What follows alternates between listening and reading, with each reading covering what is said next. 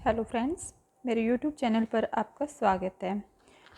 दोस्तों, कल जो हमने चैप्टर किया था, चैप्टर 1 था अकारांत पुल्लिंग। ये चैप्टर हमने कल किया था, इसको मैंने पूरा एक्सप्लेन कर दिया था और आज हम करेंगे इसका बुक वर्क। तो इसका बुक वर्क देख लेते हैं। पहले एक बार जो इसके शब्दार्थ है उस पर नज़र मार लीजिए। शब्दार्थ मैंने कल भी करा दिए थे, एक बार देख लीजिए।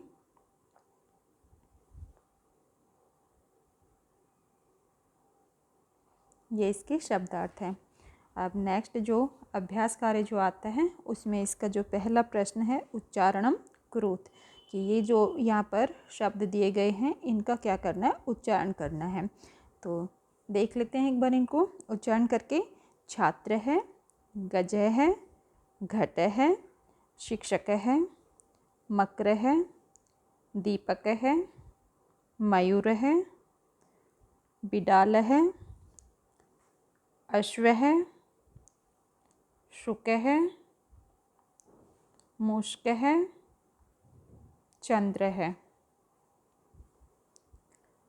बालक है, चालक है, गायक है। तो ये कुछ शब्द थे। नेक्स्ट जो प्रश्न है ख चित्राणि दृष्ट्वा पदानि उच्चार्यत, कि हमें क्या करना है, चित्र देख के इनके पदों का उच्चारण करना है। तो यहाँ चित्र दिए गए हैं और नीचे शब्द दिए गए हैं, तो इनको हमें पढ़ना है। पहला है कृषक है, कृषक है, यहाँ पर चित्र भी दिया गया है इसका। कृषक है अर्थात किसान। वृषभ है मतलब बैल। भल्लुक है भालू। मंडूक है मेंढक। कपोत है कबूतर। पर्यंडक है बैड। दूरभाष है टेलीफोन। काक है कौवा। सोचिक है दर्जी। तो ये कुछ यहाँ पर चित्र दिए गए थे। नेक्स्ट जो प्रश्न है वर्ण संयोजनेन पदम लिखत, यहाँ पर वर्णों को अलग अलग करके लिखा हुआ है, इनका हमें संयोजन करना, इकट्ठा करना है और शब्द बनाने हैं। तो ये हमें पता है कि जो व्यंजन वर्ण होते हैं वो आधे होते हैं, जब उनमें स्वर मिल जाता है तो वो कंप्लीट वर्ण बनते हैं। तो च प्लस अ चा बन जाएगा, श अ शा, क अ का। तो इस तरह से जो शब्द बनेगा वो बनेगा चषकहा। नेक्स्ट में स औ च ई क अह, तो सोचिकहा। इसके बाद है श उ न अ क औ, क्या बनेगा, शुनकौ। ध अ व अ त अह, धावत है। व री द ध अह, क्या बनेगा, वृद्धः। ग आ, तो यहाँ पर जैसे आ है तो बन जाएगा गा। ये या यहाँ पे हलंत है, या मतलब आधा है और इसके बाद कोई स्वर नहीं है तो ये आधा ही आएगा। न ता, तो ना भी आधा रहेगा। ता ई, तो क्या बन जाएगा, गायंती। पदानां वर्ण विच्छेदम प्रदर्शयत,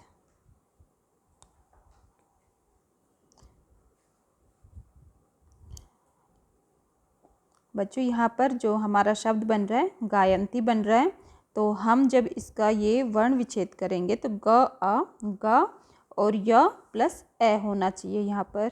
तो ये छोटी सी मिस्टेक है, यहाँ पर हमें या के बाद आ लगा देना है और ना में हलंत, ना के बाद कोई भी स्वर नहीं है तो ना आधा रहेगा।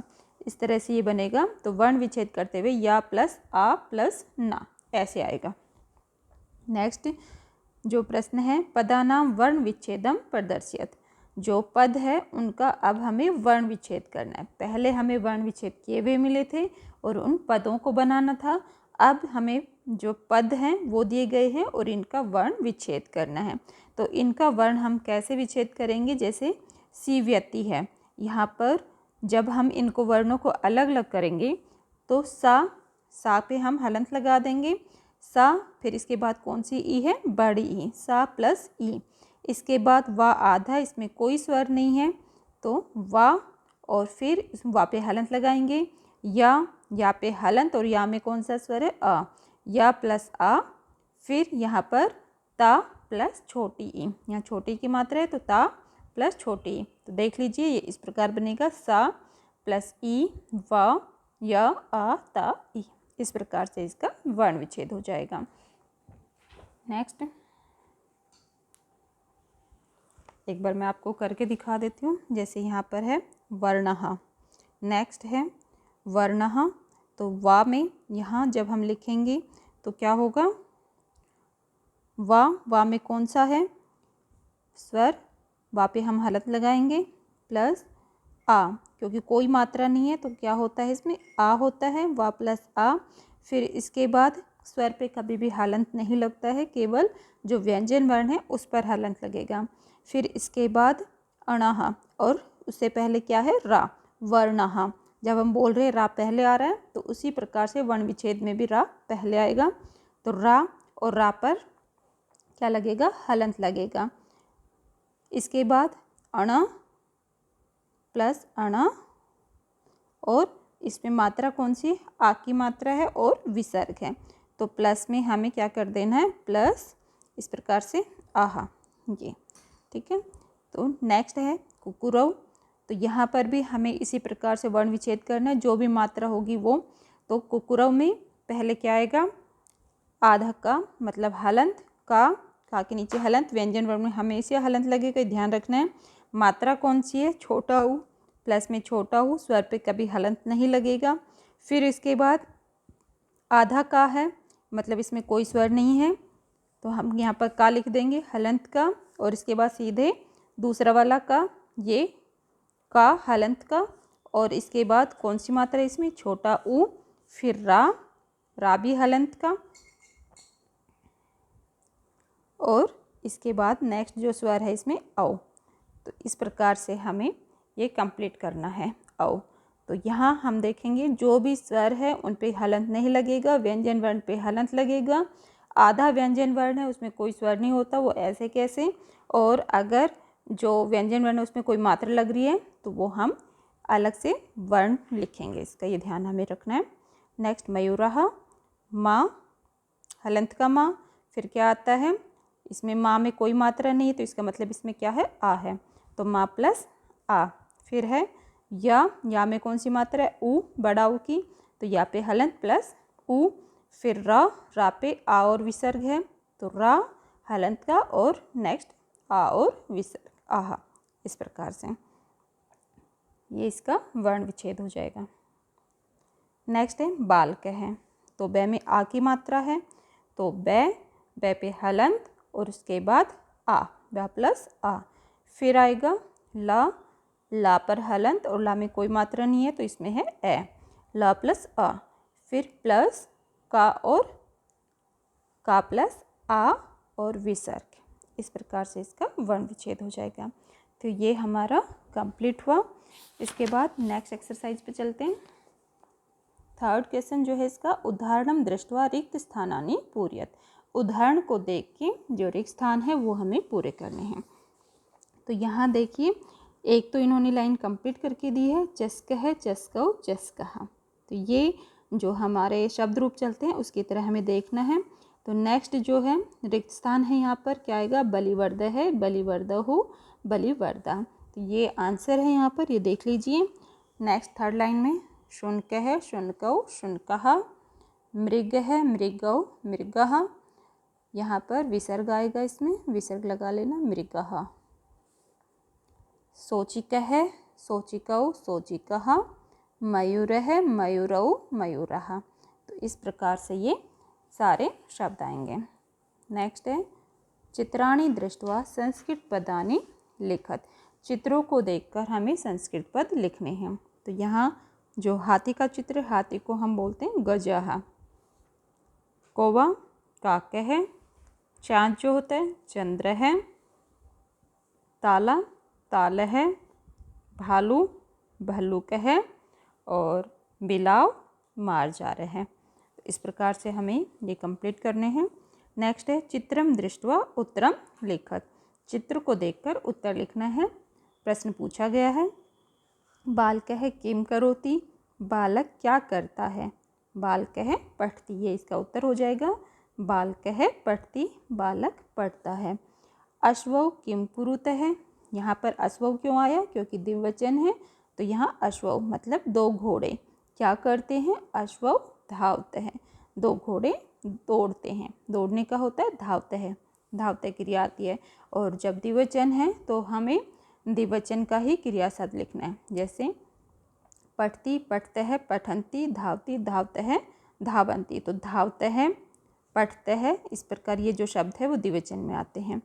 नेक्स्ट है कुकुरः किम कुर्वन्ति, अब ये आ गया बहुवचन का। तो जो कुकुर है मतलब कुत्ते, किम कुर्वन्ति क्या करते हैं।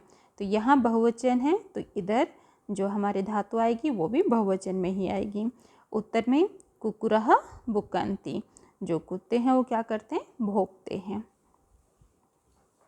छात्रौ किम कुरुतः, दो छात्र क्या करते हैं, तो छात्रौ तिष्ठतः, छात्र दो छात्र बैठते हैं। कृषकः किम करोति, कृषकः यहाँ पर एक वचन है, क्या करता है, कृषक मतलब किसान क्या करता है। कृषकः क्षेत्रम कर्षति, कृषक जो है किसान क्षेत्र खेत को जोतता है। गजौ किम कुरुतः, गजौ द्विवचन दिया है, क्या करते हैं, दो हाथी क्या करते हैं, गजौ चलते हैं, हाथी जो है दो हाथी चलते हैं। इस प्रकार इनका आंसर आ जाएगा।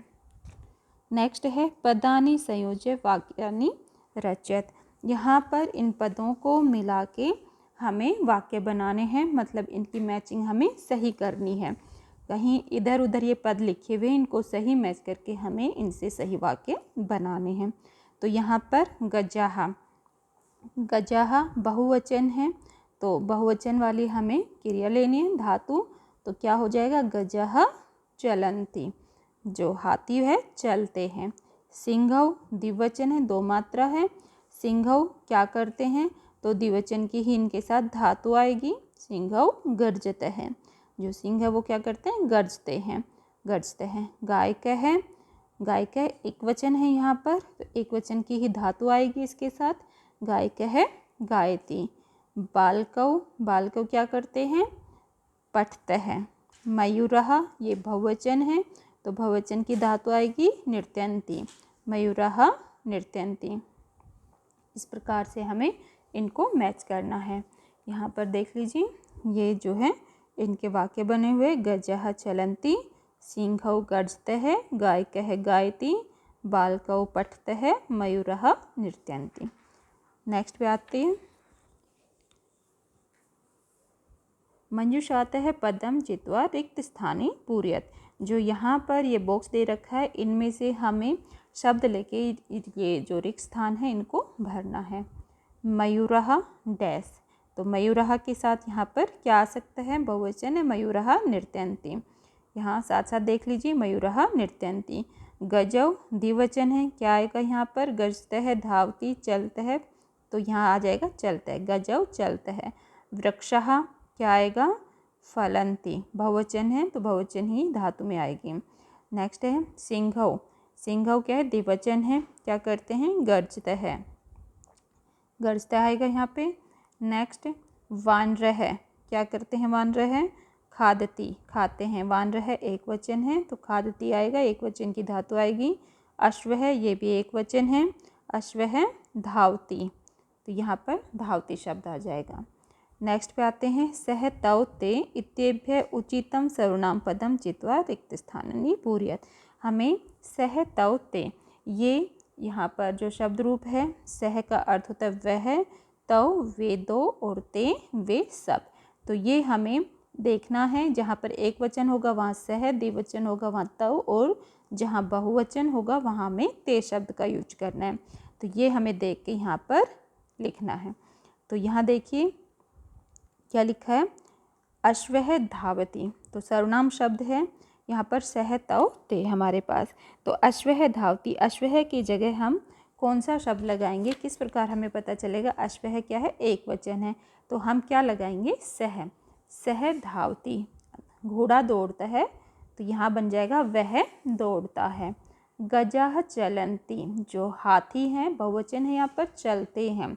तो बहुवचन की जगह हमें कौन सा सर्वनाम शब्द लेना पड़ेगा? ते। ते चलन्ति, यहाँ पर आ जाएगा ते चलन्ति। छात्रौ पठतः द्विवचन है, द्विवचन के लिए तौ।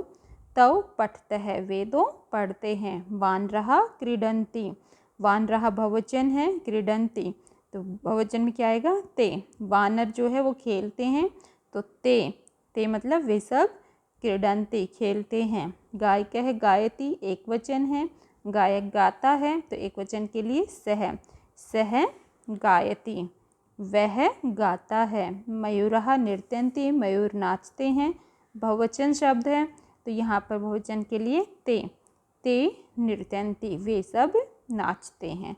इस प्रकार हमारे जो सर्वनाम शब्द है वो यहाँ पे आ जाएंगे। ये ते चलन्ति, तौ पठतः, ते क्रीडन्ति, सः गायति, ते नृत्यन्ति। इस प्रकार से ये हमारा चैप्टर कंप्लीट हुआ पूरा। कल हमने इसका एक्सप्लेनेशन किया था और आज इसका जो है बुक वर्क हमने कंप्लीट किया है। Thank you.